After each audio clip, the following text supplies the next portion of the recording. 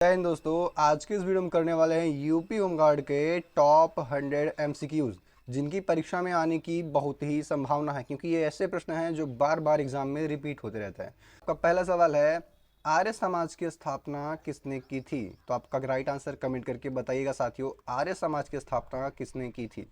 तो आपका बिल्कुल राइट आंसर हो जाएगा स्वामी दयानंद सरस्वती जी ने किया था आर्य समाज की स्थापना। तो ऑप्शन बी आपका जो बिल्कुल ही सही जवाब होगा। अगला प्रश्न देखिएगा, प्रथम पानीपत का युद्ध किस वर्ष हुआ था? तो आपका बिल्कुल राइट आंसर हो जाएगा वर्ष 1526 में। चलिए अगला प्रश्न बताइएगा, जलियांवाला बाग हत्याकांड किस तिथि को हुआ था? तो आपका बिल्कुल राइट आंसर हो जाएगा जलियांवाला बाग हत्याकांड जो है साथियों, ये आपका 13 अप्रैल 1919 को हुआ था। कब? 13 अप्रैल 1919 को। चलिए अगला प्रश्न बताइएगा आप सभी, चंपारण सत्याग्रह का नेतृत्व किसने किया था साथियों? तो चंपारण सत्याग्रह का जो नेतृत्व है वो आपका महात्मा गांधी के द्वारा, किसके द्वारा? महात्मा गांधी जी के द्वारा किया गया। ऑप्शन बी आपका बिल्कुल ही सही जवाब होगा। चलिए देखिएगा आप लोग, अगला प्रश्न जो कि है बिल्कुल इंपॉर्टेंट, कश्मीर समस्या पर भारत और पाकिस्तान के बीच जो है पहला युद्ध वह किस वर्ष शुरू हुआ था साथियों? तो आपका बिल्कुल राइट आंसर कमेंट करके बताइएगा। तो वह हो जाएगा वर्ष 1947 में। चलिए अगला प्रश्न बताइएगा आप सभी, चोल वंश की राजधानी कौन सी थी साथियों? तो चोल वंश की जो राजधानी है वो आपका हो जाएगा तंजावुर। क्या हो जाएगा? तंजावुर जो है वह चोल वंश की राजधानी थी। चलिए अगला प्रश्न बताइएगा आप सभी, भारत छोड़ो आंदोलन किस वर्ष शुरू हुआ था साथियों? तो भारत छोड़ो आंदोलन जो है यह आपका वर्ष 1942 में शुरू हुआ था। ऑप्शन सी आपका जो है बिल्कुल सही जवाब हो जाएगा। चलिए अगला प्रश्न बताइएगा दोस्तों, काकोरी कांड किस वर्ष हुआ था? तो आपका राइट आंसर क्या होगा उसे भी बताइएगा। तो काकोरी कांड जो है साथियों यह आपका वर्ष 1925 में हुआ था। कब? वर्ष 1925। ऑप्शन सी आपका बिल्कुल राइट आंसर होगा। चलिए आप लोग नेक्स्ट क्वेश्चन बताइएगा, मुगल सम्राट अकबर ने किस नगर की स्थापना की थी साथियों? तो मुगल सम्राट अकबर ने जो है यह फतेहपुर सीकरी नामक एक नगर है, इसकी स्थापना किया था। किसने? अकबर ने। चलिए अगला प्रश्न बताइएगा आप सभी, सुभाष चंद्र बोस ने आजाद हिंद फौज का नेतृत्व किस वर्ष में संभाला था? तो आप सभी का राइट आंसर कमेंट करके बताइएगा। तो आपका बिल्कुल राइट आंसर हो जाएगा साथियों वर्ष 1943 में, यानी वर्ष 1943 बिल्कुल सही जवाब होगा। अगला प्रश्न होगा आप सभी का, संविधान का कौन सा अनुच्छेद जो है वह व्यक्ति को संवैधानिक उपचारों का अधिकार देता है? तो आप लोग आपका राइट आंसर कमेंट करके बताइए। तो बिल्कुल राइट आंसर हो जाएगा आपका आर्टिकल 32, यानी अनुच्छेद 32 जो है वह संवैधानिक उपचारों का प्रावधान देता है।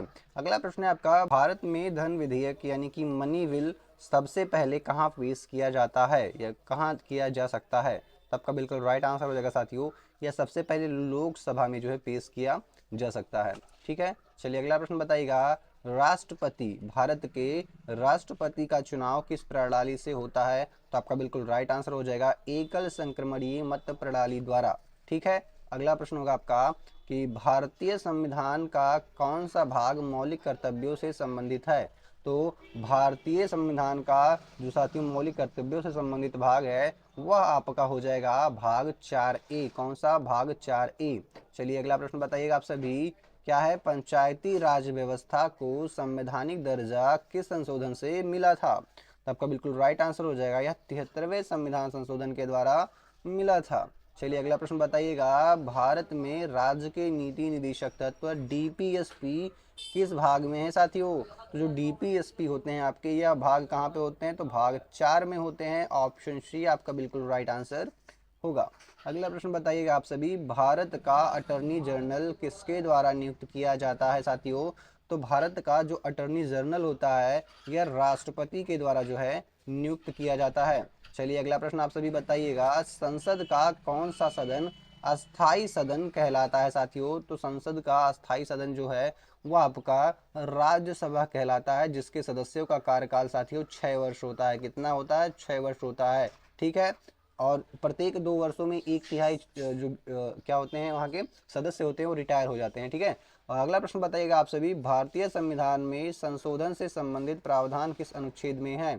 तो संशोधन से संबंधित जो प्रावधान है साथियों वह संविधान के अनुच्छेद 368 में है। और 368 किस भाग में आता है? तो भाग 20 में आता है साथियों। ठीक है, इसको भी ध्यान रखिएगा। चलिए अगला प्रश्न आप सभी बताइएगा, संघीय कार्यपालिका में उपराष्ट्रपति किस सदन का पदेन सभापति होता है? तो संसदीय कार्यपालिका में साथियों जो उपराष्ट्रपति होता है वह आपका जो है साथियों कहाँ का जो होता है पदेन सदन का पदेन सभापति होता है। तब का बिल्कुल राइट आंसर हो जाएगा साथियों, वह क्या हो जाएगा कि राज्यसभा का हो जाएगा। कहाँ पे? राज्यसभा का हो जाएगा। ऑप्शन बी आपका जो है बिल्कुल ही राइट आंसर होगा। चलिए अगला प्रश्न बताइएगा आप सभी, क्या है? कर्क रेखा भारत के कितने राज्यों से होकर गुजरती है? तो साथियों यह टोटल 8 राज्यों से होकर गुजरती है। चलिए अगला प्रश्न बताइएगा, भारत की सबसे लंबी नदी कौन सी है साथियों? तो भारत की सबसे लंबी नदी साथियों जो है वह है गंगा। कौन सी है? गंगा नदी भारत की सबसे लंबी नदी है। चलिए अगला प्रश्न बताइएगा, भारत का सबसे बड़ा डेल्टा कौन सा है साथियों? तो सुंदरबन डेल्टा जो है वह भारत का सबसे बड़ा डेल्टा होता है। अगला है आपका, काली मिट्टी को किस अन्य नाम से भी जाना जाता है? तो साथियों काली मिट्टी को जो है रेगुर मिट्टी के नाम से भी जाना जाता है। किस मिट्टी के नाम से? रेगुर मिट्टी के नाम से, या कपास की मिट्टी के नाम से भी जाना जाता है। तो ऑप्शन सी आपका बिल्कुल राइट आंसर होगा।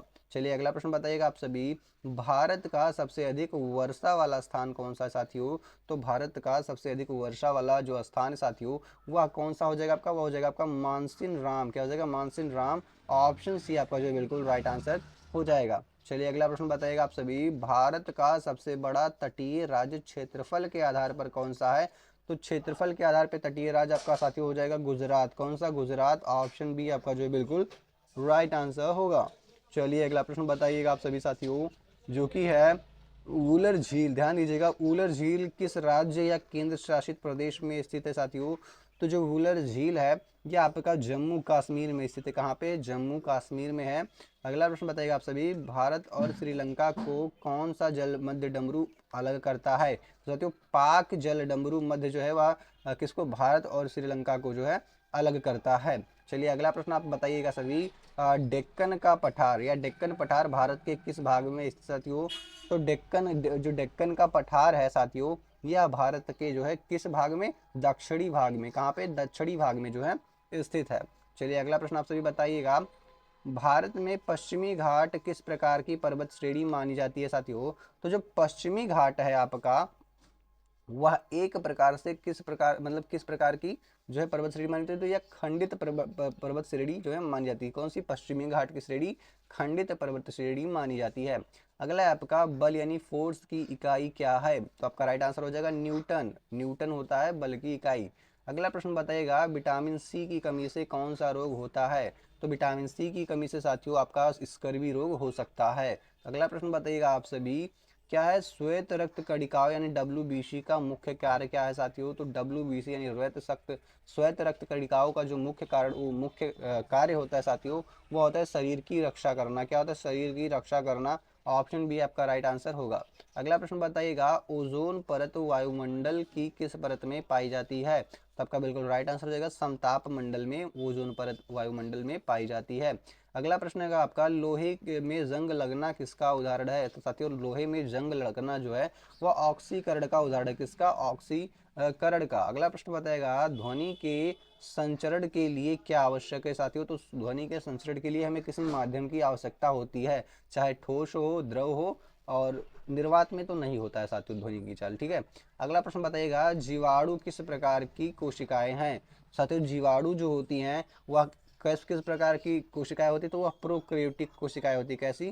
प्रोकैरियोटिक कोशिकाएं होती हैं। अगला प्रश्न बताइएगा, मानव शरीर में हाइड्रोक्लोरिक अम्ल कहाँ स्रावित होता है?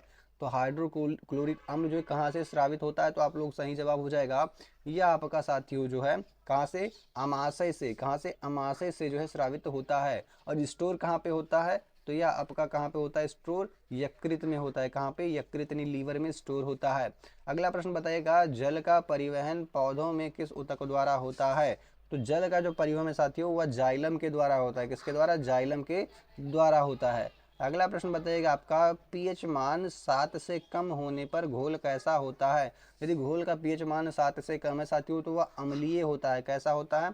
अम्लीय होता है। चलिए अगला प्रश्न बताइएगा आप सभी, भारतीय रिजर्व बैंक RBI का मुख्यालय कहाँ है साथियों? तो भारतीय रिजर्व बैंक RBI का जो मुख्यालय है वह मुंबई में है साथियों। कहाँ पे? मुंबई में। चलिए अगला प्रश्न बताइएगा आप लोग, भारत में वस्तु एवं सेवा कर यानी GST का किस तिथि से लागू किया गया था? तो साथियों GST को जो भारत में 1 जुलाई 2017 से लागू किया गया था। चलिए अगला प्रश्न बताइएगा, भारत में मुद्रास्फीति मापने का प्रमुख सूचक कौन सा है? तो भारत में मुद्रास्फीति मापने का जो प्रमुख सूचक है साथियों वो है सीपीआई। क्या है? सीपीआई, यानी ऑप्शन ए आपका बिल्कुल ही राइट आंसर हो जाएगा। चलिए अगला प्रश्न बताइएगा, राजकोषीय घाटा का सही अर्थ क्या है साथियों? तो राजकोषीय घाटा का सही अर्थ होगा आपका, क्या हो जाएगा? तो कुल व्यय माइनस कुल प्राप्तियां, यानी कि कुल व्यय और कुल प्राप्तियों को घटा दे तो हमें राजकोषीय घाटा मिल जाएगा। अगला प्रश्न होगा आपका, बैंक दर किस संस्था द्वारा तय की जाती है साथियों? तो जो बैंक दर है साथियों ये आपका आरबीआई के द्वारा तय किया जाता है। किसके द्वारा? आरबीआई के द्वारा तय किया जाता है। अगला प्रश्न बताएगा, प्रत्यक्ष विदेशी निवेश का सही अर्थ क्या है साथियों? तो प्रत्यक्ष विदेशी निवेश का जो सही अर्थ होगा साथियों वो हो जाएगा, विदेशी निवेशक द्वारा किसी देश के उद्यम में दीर्घकालीन निवेश। ठीक है, दीर्घकालीन निवेश यानी लंबे समय तक के लिए निवेश करना किसी देश में। अगला है आपका, योजना आयोग के स्थान पर किस संस्था का गठन हुआ साथियों? तो योजना आयोग के स्थान पे जो है नीति आयोग का जो है गठन किया गया। अगला प्रश्न बताइएगा, उत्तर प्रदेश की राजधानी क्या है? तो उत्तर प्रदेश की राजधानी जो साथियों वो लखनऊ है। चलिए अगला प्रश्न बताइएगा आप सभी, इलाहाबाद उच्च न्यायालय का वर्तमान मुख्यालय कहाँ है? तो इलाहाबाद उच्च न्यायालय का जो वर्तमान मुख्यालय साथियों यह आपका वर्तमान में कहाँ पे है? तो वर्तमान ये तो प्रयागराज में ही है। कहाँ पे? प्रयागराज में है। अगला प्रश्न बताइएगा आप सभी, उत्तर प्रदेश का राज्य पशु कौन सा है साथियों? तो उत्तर प्रदेश का जो राज्य पशु है साथियों वह है बारहसिंघा, जिसे दलदली हिरण भी कहा जाता है। अगला प्रश्न होगा आपका, उत्तर प्रदेश का राज्य पक्षी कौन सा है? तो उत्तर प्रदेश का जो राज्य पक्षी है साथियों वह सारस या क्रौंज होता है, क्रेन। ठीक है। अगला प्रश्न होगा आपका, उत्तर प्रदेश का राज्य वृक्ष कौन सा है साथियों? तो उत्तर प्रदेश का जो राज्य वृक्ष है वो आपका अशोक का पेड़ है। क्या है? अशोक का पेड़। अगला प्रश्न बताइएगा आप सभी, एक जनपद एक उत्पाद यानी ओडीओपी योजना का मुख्य उद्देश्य क्या है? तो एक जनपद एक उत्पाद का साथियों योजना का जो मुख्य उद्देश्य है यह है हर जिले के विशिष्ट उत्पाद को बढ़ावा देना। ठीक है, समझ गए। चलिए अगला प्रश्न देखते हैं आप सभी। और अगला प्रश्न बताइएगा, कुंभ मेला उत्तर प्रदेश के किस नगर में प्रमुख रूप से आयोजित होता है? तो कुंभ मेला जो है साथियों उत्तर प्रदेश के प्रयागराज में जो है प्रमुख रूप से लगता है। चलिए अगला प्रश्न बताइएगा आप सभी, ताज महोत्सव किस नगर से संबंधित है? तो साथियों जो ताज महोत्सव है साथियों यह आपका आगरा से संबंधित है, क्योंकि आगरा में ही ताजमहल आपका पाया जाता है, यानी मतलब है वहां पे। ठीक है। अगला आपका, केंद्र सरकार ने एम्प्लॉयमेंट लिंक्ड इंसेंटिव स्कीम जो है वह कब मंजूर की थी? तो आपका राइट आंसर हो जाएगा साथियों 1 नवंबर 2025 को। कब? 1 नवंबर 2025 को जो है एक्सेप्ट किया था इसको। ठीक है, मंजूरी दिया था। अगला प्रश्न होगा आपका, एम्प्लॉयमेंट लिंक्ड इंसेंटिव स्कीम का घोषित आउटले कितना है? घोषित आउटले यानी कितने रुपए घोषित किए गए साथियों? तो आपका राइट आंसर हो जाएगा 99, ध्यान दीजिएगा 99,446 करोड़ रुपए। तो ऑप्शन सी आपका बिल्कुल राइट आंसर होगा। चलिए अगला प्रश्न बताइएगा साथियों, उत्तर Pradesh electronics component manufacturing policy 2025 किस तिथि से प्रभावी हुई? सबका बिल्कुल राइट आंसर होगा साथियों 1 अप्रैल 2025 से। कब से? 1 अप्रैल 2025 से। चलिए अगला प्रश्न बताइएगा आप सभी, यूपीईसी एमपी जो भी हमने ऊपर पढ़ा था वही यहाँ पे शॉर्ट फॉर्म में लिख दिया गया है, Uttar Pradesh electronics component manufacturing production hub. ठीक है, तो यहाँ पे ही वही लिख दिया गया है। 2025 की अवधि कितने वर्षों की है? तो साथियों इसकी जो अवधि है यह आपका कितना हो जाएगा? तो बिल्कुल राइट आंसर हो जाएगा साथियों आपका कितने वर्षों की? तो यह 5 वर्षों के लिए जो है लागू किया गया है। अगला प्रश्न होगा साथियों, Uttar Pradesh export promotion policy 2025-30 का प्रमुख लक्ष्य क्या है? तो साथियों आपका बिल्कुल राइट आंसर कमेंट करके बताइएगा। तो यह हो जाएगा, निर्यात को जो है यूएसडी 21 बिलियन से यूएसडी 50 बिलियन तक, यानी यूएस डॉलर 21 बिलियन से यूएस डॉलर 50 बिलियन तक बढ़ाना है। ठीक है। चलिए अगला प्रश्न बताइएगा आप सभी, भारत ने 2025 में कितनी रिन्यूएबल एनर्जी कैपेसिटी जोड़ी है नवंबर तक? ठीक है, तो आप सभी बताइएगा। तो आपका बिल्कुल राइट आंसर जो होगा साथियों वो हो जाएगा 34.51 गीगावाट। ठीक है। चलिए अगला प्रश्न बताइएगा आप सभी, भारत में ध्यान दीजिएगा, भारत में 2025 में भारत की सोलर इंस्टॉलेड कैपेसिटी कितनी हुई है? इंस्टॉल्ड कैपेसिटी कितनी हुई है? तो आपका जो बिल्कुल राइट आंसर होगा साथियों वह हो जाएगा कितना? तो वह होगा 132.5 8.85 गीगावाट। ठीक है, अगला प्रश्न बताइएगा 2025 में विंड एनर्जी कैपेसिटी किस स्तर पर पहुंची है। तो साथियों विंड एनर्जी कैपेसिटी जो है आपका, यह आपका कितना पहुंचा है, 54 गीगावाट तक जो है पहुंच गया है 2025 में। अगला प्रश्न आप सभी बताइएगा साथियों, क्या है, भारत ने 2025 में किस महीने में अपनी cumulative electric power installed capacity का 50% नॉन फॉसिल सोर्सेस से प्राप्त किया। तो नॉन फॉसिल सोर्सेस से कब प्राप्त किया, मतलब कब तक प्राप्त किया था। तो आपका जो बिल्कुल राइट आंसर होगा साथियों, वह हो जाएगा कितना, तो नवंबर 2025 तक। ऑप्शन डी इज बिल्कुल राइट आंसर होगा। चलिए अगला प्रश्न आप सभी बताइएगा, क्या है कि पद्म अवार्ड 2026 में कुल कितने पुरस्कार अनुमोदित किए गए।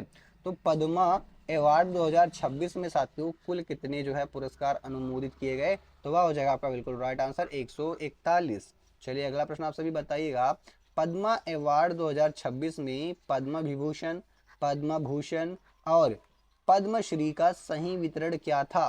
तो साथियों जो पद्म भूषण था वह कितना दिया गया, तो 5 दिया गया। ठीक है, तो 5 दो जगह पे हैं। आगे देखते हैं आपका जो पद्मश्री था साथियों वह 13 दिया गया, तो 13 आपको यही ऑप्शन मिल जाएगा। तो ये ऑप्शन आपका जो भी बिल्कुल राइट आंसर होगा। और पद्मश्री की संख्या कितनी दी गई थी, 113 दी गई थी। ठीक है, चलिए अगला प्रश्न बताइएगा आप लोग, यूनियन बजट 2025-26 किसने प्रस्तुत किया था साथियों। तो यूनियन बजट 2025-26 जो है ये आपका निर्मला सीतारमण के द्वारा जो है प्रस्तुत किया गया। अगला प्रश्न है आपका, इम्प्लॉई एनरोलमेंट कैंपेन 2025 की अवधि घोषित की गई थी, क्या घोषित की गई थी। तो यह हो जाएगा आपका 1 अगस्त 2025 से, ध्यान दीजिएगा 1 अगस्त 2025 से 31 जनवरी 2026 तक जो है घोषित किया गया था। अगला प्रश्न बताइएगा साथियों, कथक का सबसे मजबूत सांस्कृतिक संबंध किस राज्य से माना जाता है। तो कथक का जो साथियों सबसे मजबूत जो है ये आपका हो जाएगा उत्तर प्रदेश से संबंध माना जाएगा। ठीक है, चलिए अगला प्रश्न माना जाए, बताइए आप लोग, रामचरितमानस के रचनाकार कौन है साथियों। तो रामचरितमानस के जो रचनाकार हैं वह महाकवि तुलसीदास जी है। कौन, महाकवि तुलसीदास जी है। अगला प्रश्न होगा आपका, मुंशी प्रेमचंद का मूल नाम क्या था साथियों। तो मुंशी प्रेमचंद जी का जो मूल नाम है वह धनपत राय था। क्या था, धनपत राय मुंशी प्रेम जी का बिल्कुल राइट आंसर होगा। अगला प्रश्न है आपका, संत कबीर किस भक्ति धारा से जुड़े थे।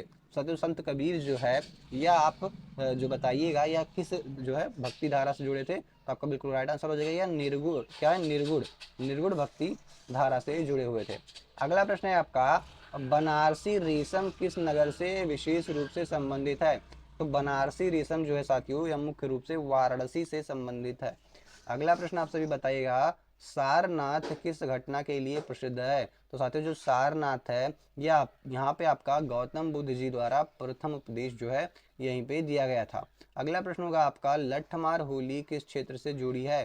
साथियों जो लठमार होली है यह आपका ब्रज के क्षेत्र से जुड़ी है। कहाँ से, ब्रज के क्षेत्र से जुड़ी है। अगला प्रश्न आप सभी बताइएगा, ग्रीन हाउस का प्रभाव प्रमुख कारण क्या है। तो ग्रीन हाउस का प्रभाव का मुख्य कारण जो है साथियों यह आपका हो जाएगा क्या, तो बिल्कुल राइट आंसर हो जाएगा साथियों वायुमंडलीय गैसों द्वारा ऊष्मा का अवशोषण। ठीक है, चलिए अगला प्रश्न आप सभी बताइएगा, रामसर स्थल किससे संबंधित है। तो जो रामसर स्थल होते साथियों ये आपके अंतरराष्ट्रीय महत्व की आर्द्र भूमि क्षेत्र होते हैं। ठीक है, चलिए अगला प्रश्न बताइएगा आप सभी, चिपको आंदोलन किससे संबंधित था। तो साथियों जो चिपको आंदोलन है यह आपका किससे संबंधित था, वन संरक्षण से, किससे, वन संरक्षण से। ठीक है, चलिए अगला प्रश्न आप सभी बताइए, भारत का प्रमुख जैव विविधता हॉटस्पॉट, भारत का प्रमुख जैव विविधता हॉटस्पॉट कौन सा है। तो जो प्रमुख जैव विविधता हॉटस्पॉट है भारत का साथियों वह है पश्चिमी घाट। कौन सा है, पश्चिमी घाट हो जाएगा। चलिए अगला प्रश्न आप सभी बताइएगा, अम्लीय वर्षा प्रमुखता किन गैसों के कारण होती है साथियों। तो अम्लीय वर्षा है जो है यह मुख्यतः किसके कारण, सल्फर डाइऑक्साइड और नाइट्रोजन ऑक्साइड के कारण जो है होती है। चलिए अगला प्रश्न बताइएगा, भारत का सर्वोच्च नागरिक सम्मान कौन सा है साथियों। तो भारत का जो सर्वोच्च नागरिक सम्मान है साथियों वो आपका हो जाएगा भारत रत्न। कौन सा, भारत रत्न हो जाएगा। ऑप्शन डी राइट आंसर होगा। अगला प्रश्न आपसे बताइएगा, ज्ञानपीठ पुरस्कार किस क्षेत्र से संबंधित है साथियों। तो ज्ञानपीठ पुरस्कार जो है साहित्य के क्षेत्रों से संबंधित है। चलिए अगला प्रश्न आप सभी बताइएगा, द डिस्कवरी ऑफ इंडिया नामक पुस्तक के लेखक कौन है। द डिस्कवरी ऑफ इंडिया पुस्तक के जो लेखक है साथियों है आपके जवाहरलाल नेहरू। ठीक है, जवाहरलाल नेहरू। अगला प्रश्न आप सभी बताइएगा, संयुक्त राष्ट्र संघ यूएनओ का मुख्यालय कहाँ है। तो साथियों संयुक्त राष्ट्र संघ यूएनओ का जो मुख्यालय है यह आपका न्यूयॉर्क में है। कहाँ पे है, न्यूयॉर्क में स्थित है। चलिए अगला प्रश्न आप सभी बताइएगा, विश्व स्वास्थ्य संगठन WHO का मुख्यालय कहाँ है। तो विश्व स्वास्थ्य संगठन WHO का जो मुख्यालय साथियों वो आपका जिनेवा में है। कहाँ पे है, जिनेवा में स्थित है। अगला प्रश्न आप सभी बताएगा, अंतरराष्ट्रीय मुद्रा कोष IMF का मुख्यालय कहाँ है। तो अंतरराष्ट्रीय मुद्रा कोष का जो मुख्यालय साथियों यह वाशिंगटन DC में है। कहाँ पे है, वाशिंगटन DC में। अगला प्रश्न बताइएगा, G20 का वर्तमान सदस्य देशों की कुल संख्या कितनी है। तो वर्तमान में G20 में कुल 21 देश शामिल है। कितने, 21 देश शामिल हैं। अगला है आपका, राष्ट्रीय जांच एजेंसी की स्थापना किस वर्ष हुई थी। तो राष्ट्रीय जांच एजेंसी की जो स्थापना है साथियों ये आपका वर्ष 2008 में हुई थी। अगला प्रश्न आप लोग बताइएगा, सीमा सुरक्षा बल BSF की स्थापना किस वर्ष हुई थी। तो साथियों सीमा सुरक्षा बल BSF की स्थापना जो है यह आपका वर्ष 1965 में, का वर्ष 1965 में किया गया था। अगला प्रश्न आप सभी बताइएगा, राष्ट्रीय मानवाधिकार आयोग NHRC किस अधिनियम के अंतर्गत जो है साथियों बनाया गया था। तो NHRC जो है राष्ट्रीय मानवाधिकार आयोग जो है साथियों यह आपका मानवाधिकार संरक्षण अधिनियम, क्या मानवाधिकार संरक्षण अधिनियम 1993 के अंतर्गत जो है बनाया गया था। अगला प्रश्न आपका बताएगा, UAPA, क्या UAPA का पूरा नाम क्या है साथियों। तो UAPA का PA का जो पूरा नाम होगा साथियों वो हो जाएगा अनलॉफुल, क्या होगा, अनलॉफुल, ध्यान दीजिएगा, अनलॉफुल एक्टिविटीज प्रिवेंशन एक्ट। ठीक है, तो ऑप्शन बी जो है आपका बिल्कुल राइट आंसर हो जाएगा। चलिए अगला प्रश्न आपसे बताइएगा, क्या DRDO किस मंत्रालय के अधीन कार्य करता है। तो DRDO जो है साथियों आप लोग कमेंट करके बताइएगा, तो यह रक्षा मंत्रालय के अधीन जो है कार्य करता है। अगला प्रश्न आप सभी बताइएगा, भारतीय तटरक्षक बल यानी इंडियन कोस्ट गार्ड किस मंत्रालय के अधीन कार्य करते हैं साथियों। तो कोस्ट गार्ड जो होते हैं यह अभी आपके रक्षा मंत्रालय के अधीन कार्य करते हैं। ऑप्शन बी आपका बिल्कुल राइट आंसर होगा। अगला प्रश्न आपसे बताइएगा, खरीफ फसल का सही उदाहरण कौन सा है। तो खरीफ फसल का जो बिल्कुल सही उदाहरण साथी वो आपका हो जाएगा धान। कौन सा, धान हो जाएगा। चलिए अगला प्रश्न आपसे बताइएगा, रबी की फसल का सबसे सही उदाहरण कौन सा है। तो रबी की फसल में आपका गेहूं हो जाएगा साथियों सबसे सही उदाहरण। अगला प्रश्न आप सभी बताइएगा, हरित क्रांति का प्रमुख संबंध किस फसल से माना जाता है। तो हरित क्रांति का साथियों जो हरित क्रांति का जो प्रमुख संबंध है वह गेहूं और चावल के फसल से माना जाता है। अगला प्रश्न आप सभी बताइएगा, सूक्ष्म सिंचाई की इस विधि से जल की सबसे अधिक बचत होती है। तो साथियों सूक्ष्म सिंचाई की किस विधि से जल की सबसे अधिक बचत होती है। तो आपका बिल्कुल राइट आंसर होगा साथियों, वह हो जाएगा ड्रिप सिंचाई विधि द्वारा। क्या, ड्रिप सिंचाई विधि द्वारा। अगला प्रश्न होगा आपका, बेटी बचाओ बेटी पढ़ाओ योजना किस वर्ष शुरू की गई थी। तो बेटी बचाओ बेटी पढ़ाओ योजना जो है साथियों यह आपका वर्ष 2015 में, कब, वर्ष 2015 में शुरू किया गया था। चलिए अगला प्रश्न बताएगा, प्रधानमंत्री उज्ज्वला योजना मुख्यतः किससे संबंधित है। तो प्रधानमंत्री उज्ज्वला योजना जो है साथियों यह आपका किससे संबंधित है। तो LPG कनेक्शन से संबंधित है। चलिए अगला प्रश्न बताएगा साथियों आप सभी, उत्तर प्रदेश, क्या ध्यान दीजिएगा, उत्तर प्रदेश मुख्यमंत्री कन्या सुमंगला योजना किससे संबंधित है। तो उत्तर प्रदेश की मुख्यमंत्री कन्या सुमंगला योजना जो है साथियों यह आपका किससे संबंधित हो जाएगा। तो बिल्कुल राइट आंसर हो जाएगा बालिकाओं के कल्याण से। तो ऑप्शन भी आपका बिल्कुल राइट आंसर होगा। तो साथियों यहीं पे ऐसी वीडियो यहीं पर समाप्त होती है। आज हमने जो है क्या किया है, टॉप 100 क्वेश्चंस किए हैं जिनकी आने की एग्जाम में पूरी संभावना है। तो वीडियो अगर अच्छी लगी हो तो लाइक करिएगा और चैनल को सब्सक्राइब करिए, क्योंकि नेक्स्ट वीडियो जो है और भी इंपॉर्टेंट आने वाली हैं। तो मिलते हैं नेक्स्ट वीडियो में, तब तक के लिए जय हिंद साथियों।